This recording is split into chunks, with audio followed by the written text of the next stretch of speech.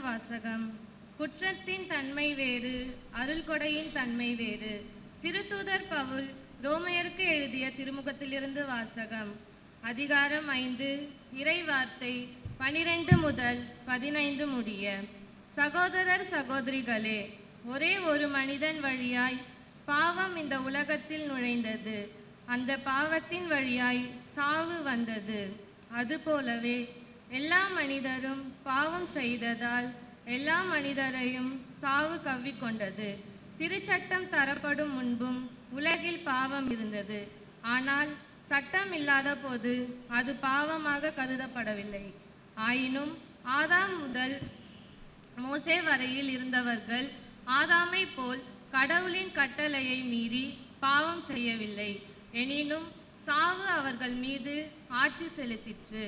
இந்த ஆதாம் வரவிருக்கவர்க்கு முன்னடையாளமாய் இருக்கிறார்.